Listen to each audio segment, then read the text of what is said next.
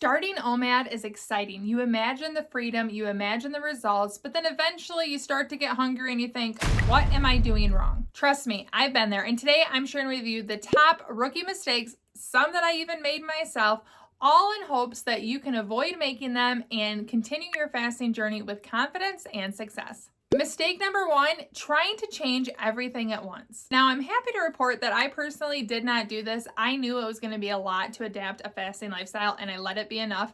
And I'm so glad that I did. I think it is one of the foundations of me learning to fast really well that gave me success. Anytime you want to lose weight, it's so tempting to change everything at once. You're going to exercise every day. You're going to eat the perfect meals. You're going to fast and you're going to get 8.5 hours of sleep. You're going to start taking the vitamins. All of the things that you may not be great at, you're going to suddenly change and become the best you possible until you burn out, and it never happens. Or at least that's how it was for me. I am so grateful that when I started my fasting journey, I literally only wanted to learn to fast. I didn't think of anything else. Exercising, my steps, calories in, calories out, nothing. It was all strictly learn to fast, adapt the fasting lifestyle, eating or not. And that simplicity was something that I could learn to do on a day-to-day basis without feeling super overwhelmed. So to avoid the overwhelm and burnout, do not fall into the trap of overhauling all of your habits at once. Let it be simple. If you simply focus on fasting, it'll be much easier for it to become your rhythm and routine. And speaking of things that make my fasting routine easier, I'm going to tell you about today's sponsor, Element. Element Electrolytes is a brand I've been working with for almost 3 years. Why do I continue working with them? Because I absolutely love their product. They have single-serve packets and Element Sparkling. Regardless of which one you choose, you get 1,000 milligrams sodium, 200 milligrams potassium, and 60 milligrams magnesium.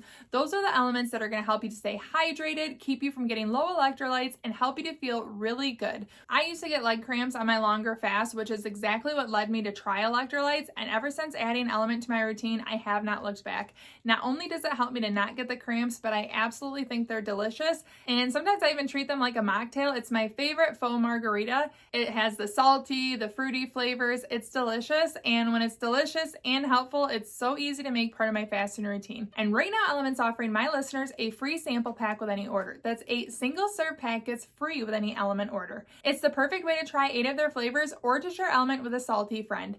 You can get yours by going to drinkelement.com/fastingfoodie. That's drinklmnt.com/fastingfoodie. I love the single-serve packets. I love all the fruity flavors, but my absolute favorite are the watermelon sparkling cans or the grapefruit. Delicious, convenient, bubbly, yum. Thank you, Element, for sponsoring this video. And on to mistake 2. That is demanding perfection of yourself. Listen up. Life happens. We all know that. There are going to be days where you roll out of bed and you conquer the fast. It feels amazing. And then there are going to be days where you wake up and you wish that you still ate breakfast. It's going to happen. If you expect it and you don't expect every day to go perfectly and to be easy, it's not going to be as much of a roadblock. Think of construction. I've given this example before, but if you are driving from your house to a friend's house and it's a 20-mile drive and you know there's road construction, you plan for it, right? However, if you don't expect there to be construction, that 20-mile drive is going to be much more frustrating. Knowing that there's going to be roadblocks, knowing that you're going to have to overcome obstacles makes it easier to face them. The key is to not let the off days make you feel like you failed. Whether you give into a fast early or you overindulge in an eating window or you eat foods that made you feel yucky, don't call yourself a failure. Let yourself know you're not going to be perfect. You're not going to have a perfect fasting routine, a perfect eating window, and do it from the day you decide to fast. There are going to be days that you can call learning days if you want. You can learn from them. You can just chalk it up to human behavior. But if you allow yourself to be imperfect and to keep going, that's when you're going to build habits that are sustainable. Perfection is a trap, but consistency is what's going to actually get you results. Very early on, I was super strict. I would not break my fast earlier than 18 hours no matter what.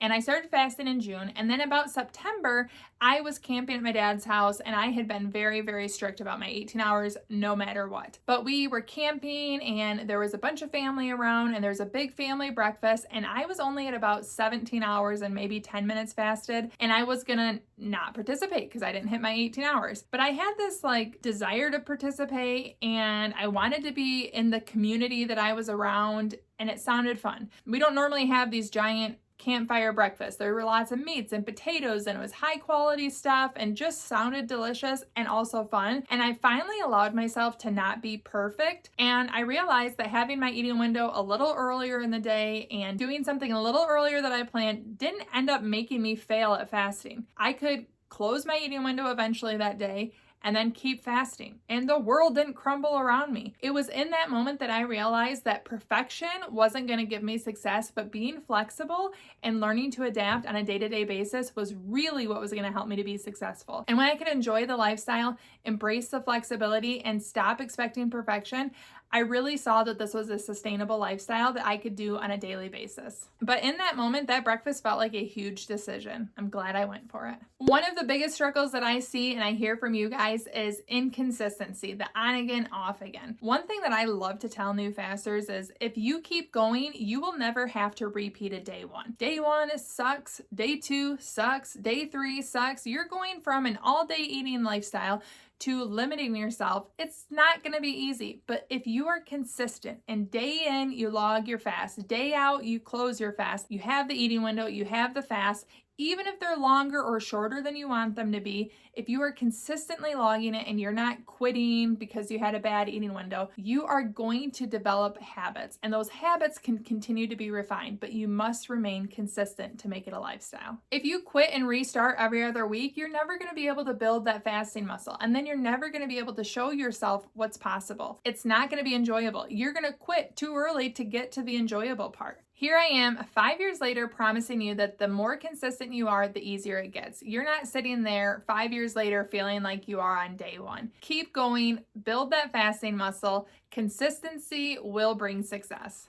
I need a coffee break. I'm talking a lot. It's black coffee. Mistake number 4 is letting the scale be your only measure of success. And this is certainly something that I fell into myself. I get it. It's so easy to concretely say, yes, I'm having progress when you see the number drop. And that is the only reason I came to fasting. I wanted to lose weight. However, there is so much more, and you need to allow yourself, just like I had to look at the big picture. Ask yourself, how is my mood? How are my energy levels? Am I enjoying this lifestyle? That's a huge one. Am I sleeping better? How are my clothes fitting? And my personal favorite success that isn't scale related, peaceful meal times that I don't feel like I'm dieting it. The removal of diet brain cannot be understated as a benefit. I personally like it more than the weight loss, and that's saying a lot. Allow yourself to focus on all of the benefits that you're having, not just the scale. Yes, I understand you want the scale to move, but if you ignore everything else, it might be hard to maintain enthusiasm if you don't see the scale moving quite as you thought it would. Mistake number 5 is getting caught in legalistic definitions. This is one that makes me laugh. I like to say I practice one meal a day, and for me that means I don't eat breakfast, I don't eat lunch, and I eat dinner with my family most days. However, I sometimes open my eating window with a snack, say pistachios and cheese, eat my dinner, and still have dessert. I think of it as like a 3-course meal. There are people that like to argue that's not Omad, or you think one meal a day has to be a single plate, or it has to be in a single hour eating window. I don't care, and I don't think you should either. Here's the thing. You could call whatever intermittent fasting schedule you're practicing the elbow diet, and it doesn't change the effects or the results, right? So don't get caught up in legalistic definitions. If you want to do one meal a day and have a 2-hour eating window every day, I say bravo. If you want to have one meal a day and have it be a single plate in a single hour and that structure works for you,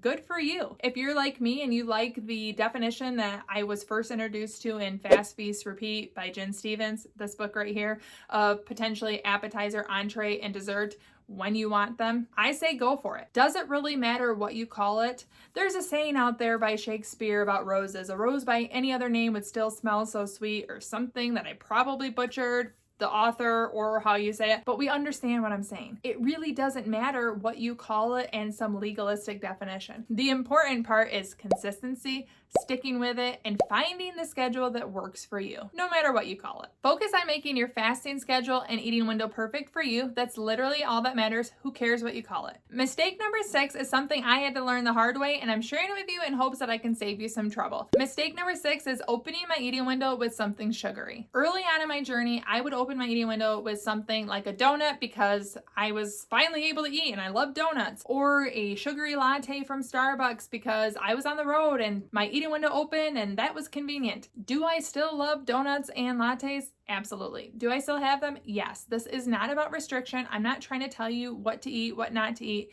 This is me just lightly suggesting that you might feel better and have a better eating window if you open your eating window with something that's more nutrient dense. Some of my personal favorites are fresh vegetables with a dip. Yes, I like the regular old ranch, or cottage cheese with pepper or everything seasoning, or my really ultimate favorite is pistachios with cheese. Now, all of those are foods that I absolutely love. Having my eating window start with these nutrient dense foods helped me to feel full, satisfied, instead of feeling like my entire eating window I'm chasing a sugar craving. Mistake number 7 is doing it all alone. Here's the truth. People who don't fast simply don't get it. And I don't really think they try to get it either. They think it sounds punitive. They think it sounds super restrictive. And basically, I've had a lot of people in my life tell me I was either crazy or that I shouldn't do it because they had no interest in fasting. They didn't take the time to try to get it either. And I really think that can be detrimental to someone that's excited about fasting and wants to start. Put yourself around other people who understand what the potential benefits are, other people that have had success, other people that are on the fasting journey that you can ask questions, give them answers, share your feedback, share your experiences, learn from theirs. It is so important to surround yourself, whether virtually or in real life, with other fasters. There are so many ways that you can connect with the community, even if you don't know people in your real life doing fasting. There are Facebook groups, there are Reddit threads, and hello, this YouTube community. No matter which one you choose, having a community can really make a difference and give you a group of people that you're in it with. And if you really want to level up your fasting knowledge, tap into experts. If you want to know some of my favorite books that I suggest get you started, you can check out this video right here. Thank you so much for watching. Ciao, done and ciao. One final reminder, if you keep going, you won't have a day one again. Go you!